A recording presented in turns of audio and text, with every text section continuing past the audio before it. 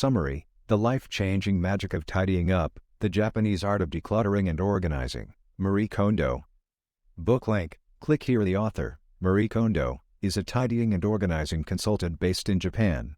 She has developed an innovative method for decluttering and organizing called the KonMari method. The key to her method is discarding first by keeping only those things that spark joy. This leads to a dramatic home reorganization and changes in lifestyle and perspective. Tidying transforms people and their lives. Kondo has helped many clients declutter their homes. Some have discarded over 200 bags of items. The results of her method are life-changing. Her clients report making significant life changes, increased happiness and confidence, improved relationships, weight loss, and tremendous success at work. Kondo believes that when you put your house in order, you also put your past and affairs in order. This helps you clarify what you need and don't need and what you should do in life. Kondo offers private consulting services to help individuals and companies declutter and organize their spaces.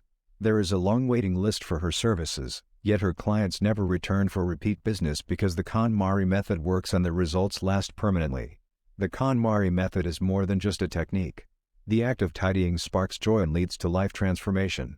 People become happy when they surround themselves only with things that spark joy. The fundamental principles, in summary, are: discard first, keep only what sparks joy, tidy entirely and thoroughly in one go, and surround yourself with things that spark joy. By following these principles, you can transform your life and find happiness. Most people struggle to keep their homes tidy because they have never been adequately taught how to organize and declutter. Tidying is often seen as an ability people naturally pick up, but it requires intentional effort and training. The author loved reading home and lifestyle magazines as a child and was fascinated by organizing tips but struggled to keep her spaces tidy.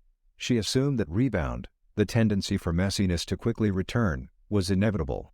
The claim that doing an entire house at once will lead to rebound and that it's best to tidy in small increments is a common misconception. In reality, the right approach to tidying can prevent rebound. The root cause of messiness is not a lack of skills or time but somewhat mistaken beliefs about tidying, accumulated over years of trial and error. By learning the KonMari method, people can escape the cycle of clutter and keep their homes tidy. Tidying is a skill that must be properly taught and learned.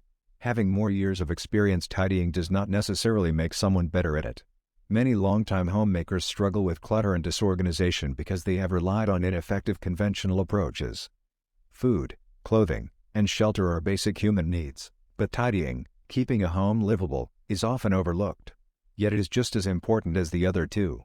With the right mindset and techniques, anyone can become good at tidying. Tidying a little at a time is ineffective and will not lead to lasting change. To transform your space and habits, you must tidy thoroughly and entirely in one go, which the author calls iki-ni in Japanese. This dramatic approach produces visible results that motivate you to maintain the change.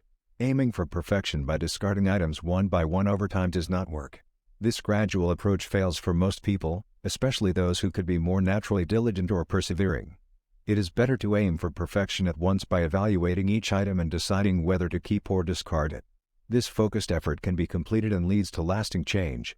The urge to tidy often arises when people feel pressure or anxiety from another source, like studying for an exam. The tidying provides temporary relief but does not address the underlying issues. True comfort comes from confronting psychological problems, not just tidying the physical space. A messy room is a symptom of a messy mind. Clutter and mess accumulate as a way to distract from underlying issues. Tidying the room provides only superficial order and relief. Lasting change comes from addressing the root causes of the disorder. When you begin to tidy thoroughly, you are resetting your life. The visible transformation of your space leads to a profound internal change in thinking and habits. Tidying has far more impact than simply organizing your belongings. It can transform your mindset and daily practices. In summary, the key insights are: aim for perfection in tidying. Tidy completely instead of gradually. Address the underlying causes of the disorder rather than just cleaning the symptoms. Approach straightening as a means of a life reset rather than just organizing your space. Dramatic tidying leads to profound change. Gradual tidying leads nowhere. Storage experts are hoarders. The main problem with tidying is not a lack of storage space or solutions. The real issue is having too many belongings. Adding more storage hides the clutter and doesn't solve the underlying problem. True tidying starts with discarding unneeded items. Sort by category, not by location. Tidying by location could be more efficient and effective, such as focusing on one room or drawer at a time. You end up repeating work and never gain perspective on how much you own. It's better to tidy by category, such as clothes one day, books the next day, etc. This helps you see how much you have and make better decisions about what to keep. Don't change the method to suit your personality. There is no evidence that personality types require different tidying methods. Most people struggle with discarding items and putting things back in their place. The core tidying principles, discarding unneeded items and finding a place for everything that remains, apply to almost everyone.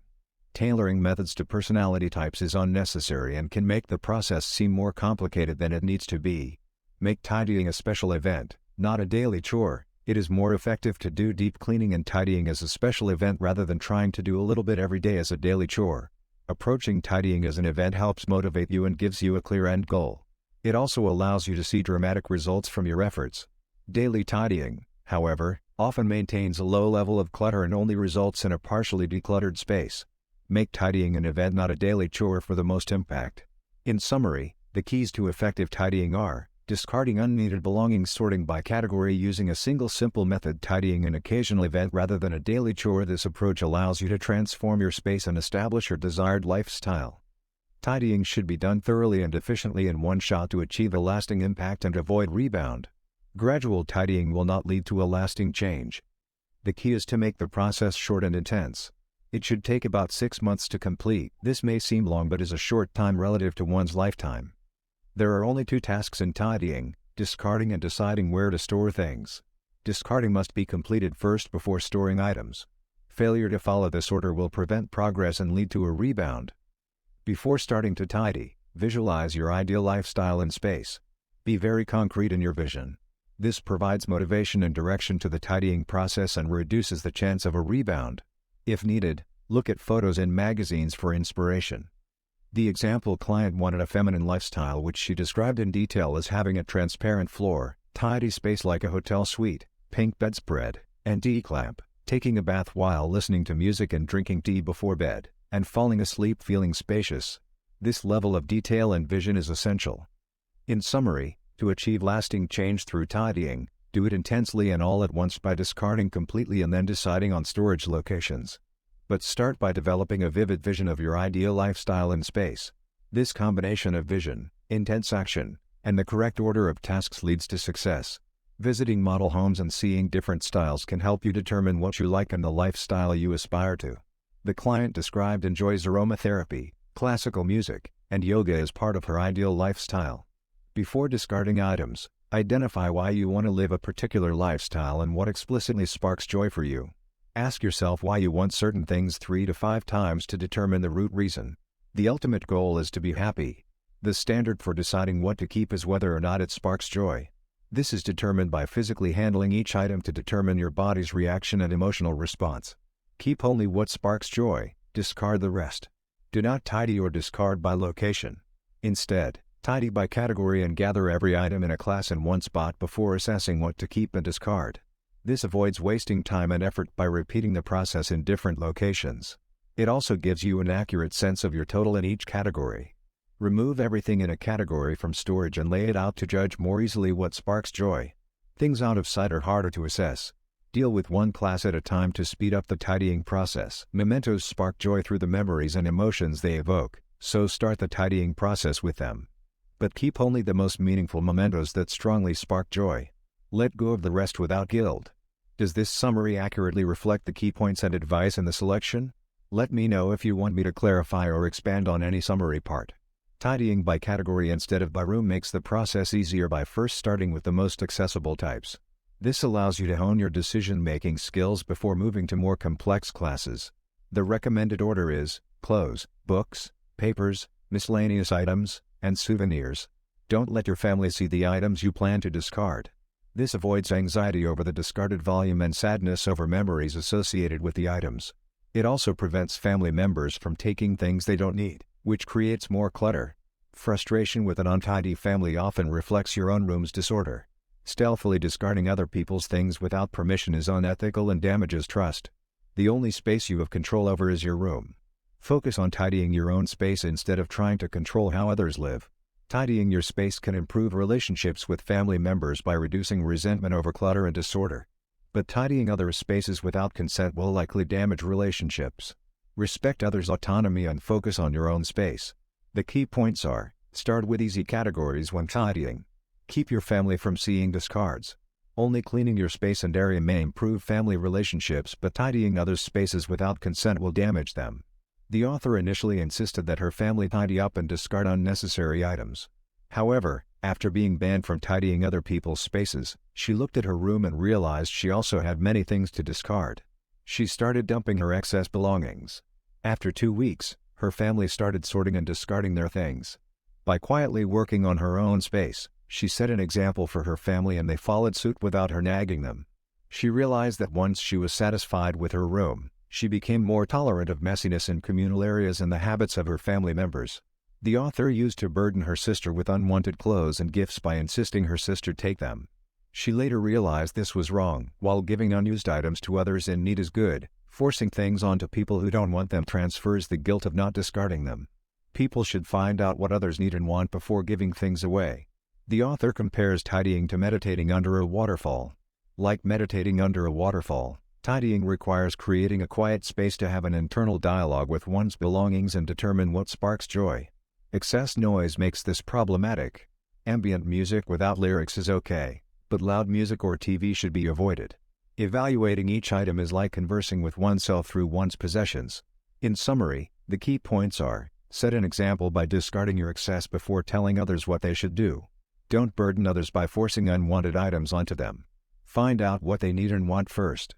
Create a quiet space for tidying to allow for an internal dialogue with your belongings. Loud music or TV hampers this process. Ambient or instrumental music is better. Follow the correct order of categories when tidying: clothes, books, papers, kimono, miscellany, and sentimental items. Start with the easy things first. For clothes, divide into subcategories like tops, bottoms, jackets, socks, bags, shoes, etc. Place all your clothes in one spot. Check every closet and drawer and gather every single piece of clothing. Don't leave anything out. Decide what to keep as if you were shopping and picking out items you love. Ask yourself if each item sparks joy. Start with off-season clothing, which is easiest to make objective decisions about. In-season clothing you're currently using may be more brutal to decide to discard. The pile of just tops alone is usually huge, around 160 items for the average person. This shows how much most people own, which can be overwhelming. Follow the KonMari method. Pick up each item and ask if it sparks joy. Your tidying and cleaning will proceed quickly if you discard what does not spark joy. Keep only what you truly treasure. Putting your house in order is meant to be fun. It's a chance to reassess what you own and express gratitude for items that have fulfilled their purpose before letting them go. The result will be only keeping things that matter to you. Even lazy, messy or busy people can learn to clean correctly using the KonMari method. Have courage, anyone can do it. Off-season clothing that does not spark joy should be discarded or donated. Ask yourself if you want to wear the item again next season or if the temperature suddenly changed. If not, discard it. You will be left with only what you need. Downgrading clothing to loungewear you do not enjoy is wasteful. Most people do not wear these clothes. It is best to discard them. What you wear at home impacts your self-image. Wear something you enjoy. Folding clothes is the best storage method. It saves a lot of space compared to hanging. Folding also allows you to handle each item, transmitting energy to it. This has a positive effect, making clothes more vibrant and resilient. Folding after washing is an opportunity to notice the details of your clothes, like wear a fraying. It is a form of dialogue with your wardrobe. The best way to fold is to make sharp, clean creases and straight edges. Fold heavier clothes in half or thirds lengthwise, then fold in half or thirds in the other direction. Smooth with your hands after each fold. For lighter clothes, fold in half lengthwise, then fold in thirds in a different order. Keep edges aligned for an organized look. Folding properly and putting clothes away gives a sense of accomplishment and a calm mind. Make it a daily habit. Once you master the proper folding technique, you will find it a happy and calming task. Your drawers and closets will also stay neat and organized. Folding and organizing your clothes, especially socks and stockings, is an important life skill. Storing them improperly can damage the items. The goal of folding clothes should be to organize them so you can see everything at a glance, like books on a shelf. Store clothes standing up, not laid flat. Mimic store displays by folding each item into a rectangle and stacking them. Adjust the number of folds for the height of your drawer. To fold, visualize how the drawer will look organized. Fold each piece in half lengthwise, then in half or thirds widthwise. Adjust for the thickness of the material. Finding the sweet spot for each item will make folding satisfying. Arrange clothes by category and in order of heaviness. Put heavy, dark, and long items on the left and light, short, and thin things on the right so your closet appears to slope up to the right. This makes the space feel more energizing and organized. Reducing excess clothes also helps. Treat socks and stockings with care. They endure a lot of wear, so drawer time is their only rest. Don't ball, tie, or cram them. Fold socks over once at the top and stockings in half lengthwise, then in thirds with the toes inside. Roll them up toward the elastic band so they can relax and keep their shape. Find the time to give your socks proper care and respect. Neglecting them means they won't last as long. In summary, taking good care of your clothes through proper folding and storage is an important life skill that can save you money, keep you organized, and help your wardrobe last longer. Make the time to do it right. Your clothes will thank you. To properly fold and store stockings and socks, fold stockings like a sushi roll, with the waistband on the outside. Fold knee-highs the same way. For thicker tights, fold them in half instead of thirds. The result should be firm and stable. Arrange the rolled stockings in your drawer so you can see the pattern. Put them in a cardboard box first if using plastic drawers. This keeps them from unrolling and damaging, makes them easier to find and put on, and keeps them unwrinkled. Fold socks by placing one inside the other and folding in half, thirds or quarters, depending on the length, to make a simple rectangle. Store them on end in your drawer. This takes up less space than loose socks and keeps them organized. To eliminate the need to store seasonal clothing, storing seasonal clothing is outdated from when homes lacked heating and cooling. Now that indoor temperatures are controlled, there is no need to pack away clothing based on the season. Keep all your clothing accessible and organized based on categories like cotton-like and wool-like materials. Only store small seasonal items like bathing suits, mittens, or sun hats. You can put away more significant things like winter coats when not in season. Avoid over-categorizing your clothing into vague categories like summer, winter or work and leisure. This makes items hard to find. If space is limited, use drawers instead of lidded plastic bins to store off-season clothing. Drawers keep contents visible and aired, rather than stifling them. Open drawers occasionally to check on clothing inside.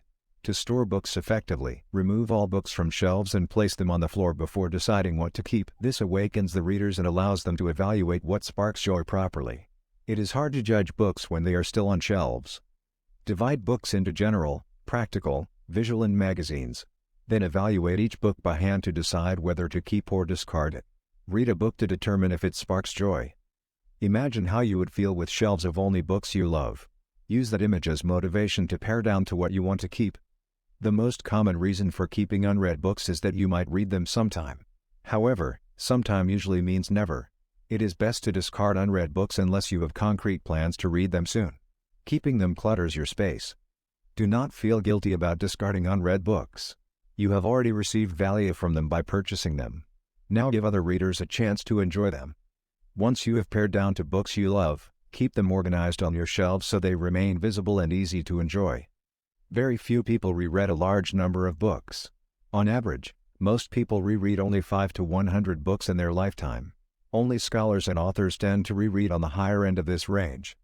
The purpose of books is to convey information to readers. Once you have read a book, its purpose has been served. There is no meaning in keeping unread books on your shelves.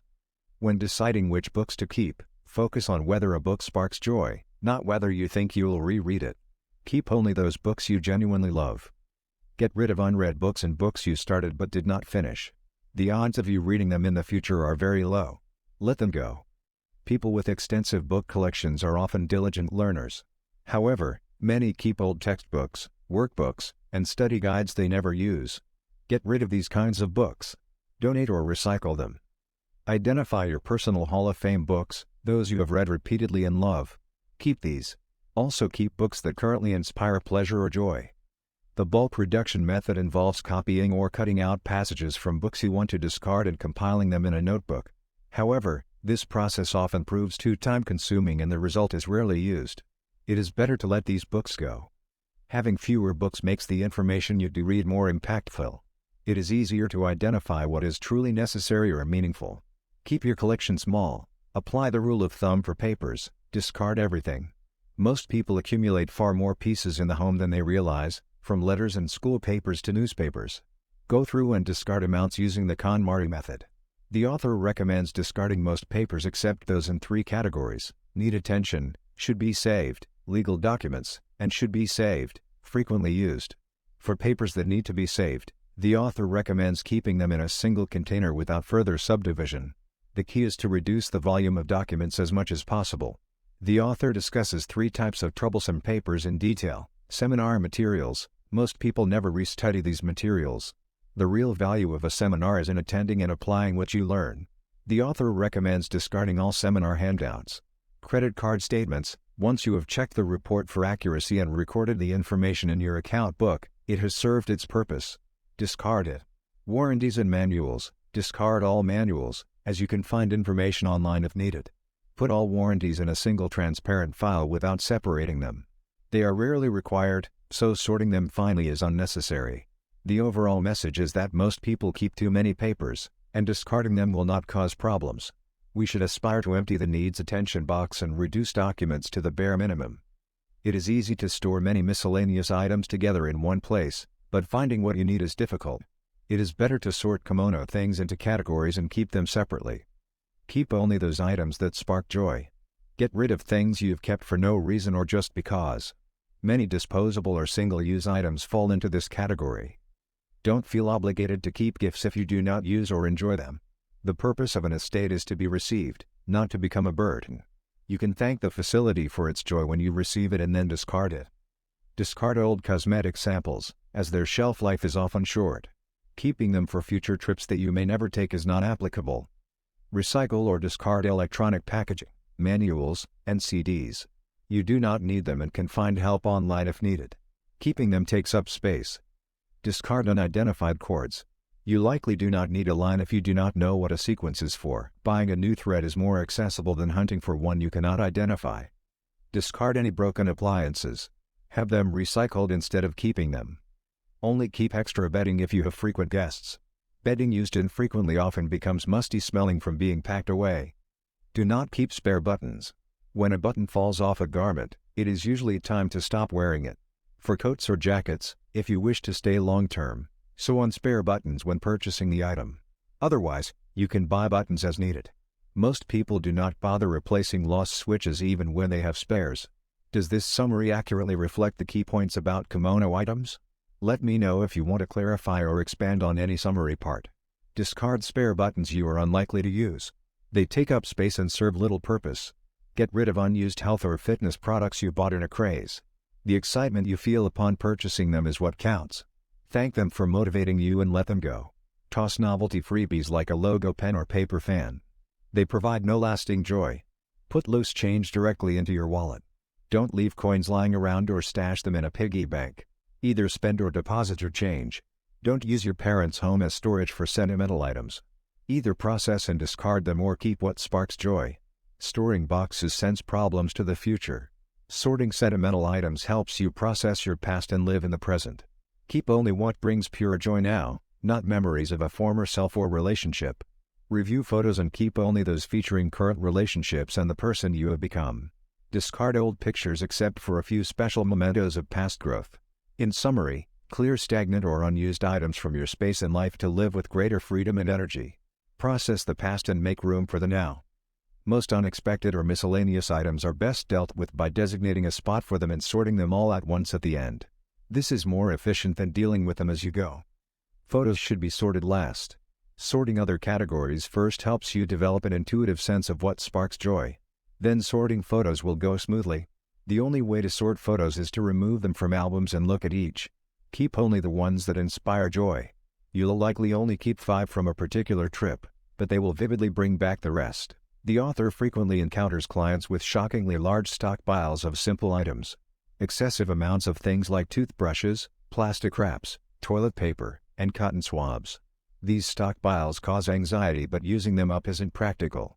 The best solution is getting rid of the excess. The freedom from surplus and stockpiling is rewarding. Sort by category, keep what sparks joy, and reduce quickly. Most people don't know how much they need to live comfortably.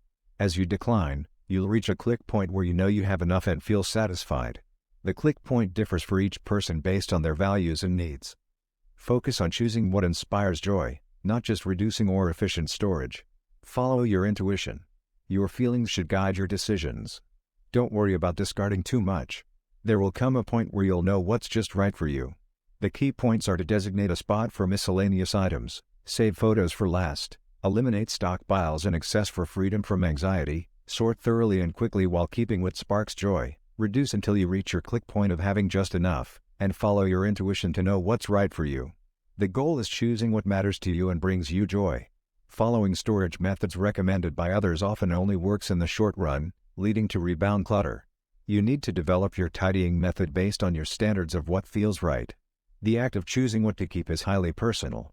Having excess belongings that you can't discard does not mean you are taking good care of them. Pare down to only what you can adequately handle. Tossing things means keeping your identity and past experiences. Choosing what sparks joy helps you identify what you truly need and love. Listen to your intuition about what sparks joy. Following it will lead to dramatic positive changes in your life. Putting your space in order creates a vibrant and happy life. Designate a spot for every item you own. This makes keeping things tidy second nature and effortless. Without designated areas, clutter will return. Decide on sites for everything once, and your excess belongings will decrease. Adequate storage is selecting a place for every item. Discard first before storage. Most people have more storage space than they realize but too many belongings. Choose what to keep, and the remaining items will fit in your existing space. Starting storage before discarding leads to rebound clutter. The author spent years focused on storage methods and made many mistakes. She saw that approaching storage as an intellectual contest to maximize space leads to fighting against your belongings and home. Simplicity is best. Simplicity is the ultimate storage solution. Start with discarding to have fewer items, then designate an easy-to-remember spot for each essential item you keep. A simple storage plan you can stick to consistently is best. Complicated projects fail and lead to clutter. In summary, the keys to adequate storage without rebound are: 1. Develop your tidying method based on your values. 2. Pare down belongings through discarding to only what sparks joy. 3. Designate a simple and consistent spot for every item you keep. 4. Focus on simplicity rather than maximizing storage space. The author initially had the clever idea to repurpose a turntable as a storage solution for her clients' salad dressings. However, this solution created more problems as the bottles would slide and fall over every time the turntable was spun. The author realized her mistake and concluded that storage solutions should be as simple as possible. Complicated strategies often end up being impractical and unsatisfactory. It is best to ask what works for the space and items being stored. Clutter is caused by having too much stuff and not realizing how much you own. Simplifying storage helps avoid excess belongings by making it easy to see what you have. However, even simple storage will not eliminate forgetting about some items. The 2 rules for a simple storage area are to store all items of the same type in the same place and not scatter storage spaces. For those living alone, designate one location for each category of object. For families, give each person their own storage space. Focusing storage in one spot for each person prevents clutter. Forget about flow planning and frequency of use when designing storage. Storage should make it easy to put things away, not take them out. Clutter comes from difficulty putting things away or lack of designated spots. For lazy people, focused storage in one place works best. Following the flow plan often maintains the existing cluttered state. In summary, the keys to adequate storage are: keep it simple, designate a spot for each category/person, and focus on ease of putting away, not taking out. Following these principles will lead to an uncluttered home. First, the flow plan for storing items in a home is not determined by daily behavior or usage frequency. It is mainly determined unconsciously by where things have already been held. Attempting to reorganize storage to match flow plan could be more helpful and will likely lead to more clutter and forgotten items. For tiny homes like in Japan, precise flow planning is unnecessary. Simply designating spots for everything makes things easy to find and solve storage issues. Second, vertical storage is superior to stacking items in piles. Stacking hides volume, crushes things at the bottom, and makes things disappear from memory. Vertical storage reveals the importance, prevents damage, and keeps things in sight and mind. Vertically storing books, papers, clothes, tools, and appliances maximizes space and prevents loss and clutter. Third, specialized commercial storage items are unnecessary. Essential boxes, drawers, and a person's existing built-in storage features are sufficient. Shoeboxes are highly versatile, accessible, and balance size, material, durability, ease of use, and attractiveness. They have infinite benefits for storing items in kitchens, bathrooms, closets, and elsewhere. Any free box or container of the proper size will work for storage and prevent rolling, slipping, and clutter in drawers and cupboards. Keep only useful boxes and discard the rest. In summary, let your home and heart guide storage, not floor plans or commercial gadgets. Designate spots for everything with the built-in features of your home and essential boxes you already have. Store items vertically in those spots. Please keep it simple. You'll solve your storage issues, prevent accumulation and forgetfulness, and gain a naturally uncluttered space. Don't keep empty bags on the shelf as they occupy space. Instead, store bags inside other bags of similar material or size. This saves space and keeps the packs in shape. Make sure straps are visible so you know what's inside. Empty your bag daily when you get home. Have a designated spot, like a drawer or box, to store the contents. This prevents items from getting lost or mixed up between bags. It also gives your bag a break from being packed full. Use your closet space efficiently. Store off-season or large items up high. Keep regular clothes folded on the shelf. Use drawer-style containers instead of boxes. Store bedding and appliances on the lower shelf. Group similar items together. Get items off the floor and into the closet. Closet space is ideal for storing most household goods. Make the most of built-in wardrobes. Don't try to find alternative storage solutions when you have a perfect closet. Keep the contents of storage spaces visible and accessible. Don't hide items away in boxes where you'll forget about them. Store things neatly so you know exactly what you have and can easily retrieve items when needed. Organize your closet using storage units like steel racks, bookcases, and shelves to keep things off the floor and make the space efficient. Store more significant items that also take up floor space in the closet. Sorting and discarding unnecessary items can help make more space in the closet. Keep items out of the bathroom and kitchen sink area. Refrain from storing soaps, shampoos, sponges, and cleaning supplies in these areas since they get very humid and can get slimy. Store these items in cupboards instead and keep the sink areas clear. Let sponges dry thoroughly to prevent bacterial growth. Create a personal shrine or altar on the top shelf of a bookcase for charms, talismans, and other meaningful items. Only keep treats within their effective period and return expired ones to shrines or temples. Carry a limited number of active appeals and keep the rest in your shrine. Decorate your closet space with items you enjoy but may want to keep private from others like hobby items, memorabilia, photos, etc. Your closet space can be your paradise. Unpack and remove tags from new clothing items immediately instead of storing them still packaged. Keeping packaged clothing takes up more space and the things are more likely to be forgotten. The dress should be unpacked and ready to use when put in storage. The key ideas are making efficient use of storage space, keeping humid areas clear, creating a personal shrine space for meaningful items, making your closet space private and enjoyable, and unpacking new clothing promptly for proper storage. An organized and decluttered home environment can make you feel peaceful and empowered. The author visits clients' homes and finds that many people accumulate excess belongings, especially consumables like socks, underwear, and stockings. They buy more before using up what they already have. Leaving items packaged contributes to this excess. It is best only to buy what you need and use items promptly. Remove items from packaging as this allows you to own them fully. Packaged goods take up more space and are less likely to be used. Clothes with price tags are like store merchandise and don't feel wholly owned. Tags should be removed when buying clothes. A tidy home can still feel cluttered due to visual noise from product labels, packages, and boxes. Removing this excess information can make a space feel more peaceful. Appreciating your belongings by thanking them for their use can make them feel more alive and turn them into allies. The author's experience of her old cell phone dying after she thanked it suggests inanimate objects may respond to human emotion. Treating belongings with care, like athletes do their equipment, can increase our number of dependable supporters. Possessing belongings is natural and helps give life meaning. In summary, avoid excess belongings, remove items from packaging and tags to fully own them, minimize visual noise, appreciate your belongings, and treat them carefully. This can make your space and life feel more peaceful and purposeful. The author discovered her passion for organizing and tidying at a young age.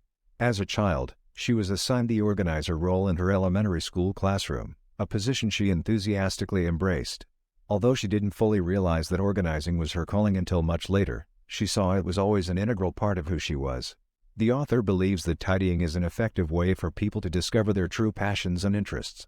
By decluttering and organizing their space, People can see what matters to them and what sparks joy. Several of her clients have had aha moments while tidying that led them to change their careers or pursue new hobbies. The author herself lacked confidence for much of her life but gained it through her work as a professional organizer. By helping clients learn her tidying method, which involves handling each item and determining whether or not it sparks joy, she built up her decision-making skills and confidence in her judgments. She sees this as one of the magical effects of tidying. Tidying can have a dramatic impact on people's lives. The author's clients report life-changing shifts after implementing her KonMari method, including new careers, hobbies, and relationships. Letting go of excess possessions can be as important as acquiring new things. The author believes tidying substantially affects well-being more than many spiritual or self-improvement practices. The author's interest in tidying stemmed from a desire to gain recognition from her parents, especially her mother, as the middle child of 3. She wanted to avoid being dependent on others and causing trouble for her busy parents. She sought their praise and attention by waking up early and doing housework. Her passion for organizing developed from a young age. The author had trouble developing close relationships and trusting others as a child. She preferred solitude and developed a strong attachment to material things in her environment. She still lacks self-confidence but finds security in the things and people around her. There are 2 reasons why people have trouble discarding things: attachment to the past or anxiety about the future. These also influence life choices like relationships and careers.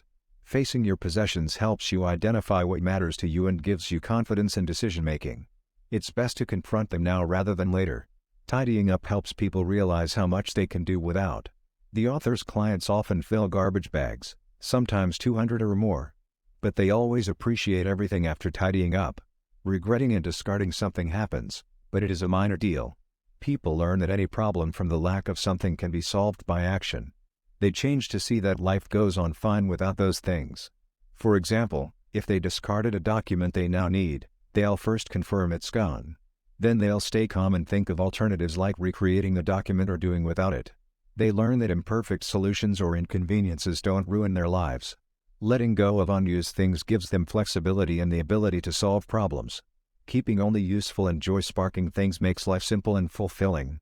In summary, confronting your attachment to possessions helps you gain confidence, clarify values, and simplify life. Learning to do without unused things gives you flexibility and problem-solving skills. A life surrounded only by useful and joy-giving things is simple and satisfying. The author greets her clients' houses when she first visits to pay respect and ask for help creating a happier space. She believes this speeds up the tidying process. She recommends clients greet their own home when returning each day to build a connection with the area. The author sees tidying as restoring the balance between people, their things, and their home. She believes homes cherish their inhabitants and provide shelter, protection, and healing. Tidying is a chance to express appreciation for what homes do. Approaching tidying from the perspective of what would make the house happy can help the process go smoothly. The author believes all possessions ultimately want to benefit their owners. She sees a reason why each control came to its owner. Rather than seeing unused possessions as reproachful or cursing neglect, she sees them as simply wanting to leave and be of use elsewhere. When discarding items, the author recommends thanking them and celebrating the occasion to launch them on a new journey. She believes whatever is left will return in the same amount in a new form, as a new item, information, or connection. Saying goodbye joyfully and with gratitude helps facilitate this process. In summary, the author takes a very spiritual perspective on the relationship between people, their homes, and their possessions. She sees them as deeply connected and believes nurturing these connections through rituals like greeting the home and celebrating parting with possessions can help make the tidying process smoother and more joyful. Letting go of possessions with gratitude allows them to continue to support their owner in new forms. Overall, the author sees tidying as an opportunity to strengthen relationships with homes and possessions rather than diminish them. Possessions spark joy and vibrancy when discarding those we do not truly need or love. Our living spaces directly impact our well-being. Decluttering and tidying our homes can lead to weight loss, improved skin health, increased energy, and an overall sense of lightness. Identifying what brings us joy requires carefully observing how we interact with and handle our belongings. Things that spark joy will elicit an instant positive reaction, gentle handling, and brightness in our eyes. In contrast, items that we are unsure about or do not fully love will cause hesitance, frowning, and tension. We can become adept at discerning what truly brings us joy with practice. Releasing excess belongings and clutter allows us to live in our most natural state, surrounded only by things we cherish. This simple yet profound act may increase our luck and fortune. At a minimum, living in a clean, uncluttered space leads to greater happiness, energy, and comfort in our daily lives. Marie Kondo, the author, is a professional tidying consultant based in Tokyo. Her KonMari method of tidying up and organizing has become popular worldwide. Kondo believes that surrounding yourself with things that spark joy makes you happy. She says you can tell what brings people joy based on how those things shine. Satisfaction is reflected in both the items themselves as well as their owners. Kondo gives the example of her cherished Kikoro t-shirt from 2005 that she still wears around the house despite what others may think about keeping such an old item of children's clothing. To her, it sparks joy. Kondo says that real life begins after you declutter and tidy your home. While tidying is not the purpose of life, and you won't die if your home is messy, tidying helps you choose what to keep and discard so you can focus on what matters to you. Kondo believes that tidying can be done quickly and thoroughly in one effort. The ongoing work is choosing what to keep and caring for those items. For most people, tidying does not need to become a lifelong pursuit. In the afterword, Kondo shares how she once tidied so much one day that she strained her neck and shoulders and had to call an ambulance. Despite the pain, 90% of her thoughts were still about tidying, showing her passion for the topic. Kondo wrote the book to share the magic of tidying with others, the joy of finding new homes for items that have fulfilled their purpose, the thrill of something finding its proper place, and the freshness of a room after decluttering. Kondo thanks those who supported her in writing the book since tidying is her expertise. She hopes the magic of tidying will help others find more joy and contentment by surrounding themselves with things they love. Book link, click here.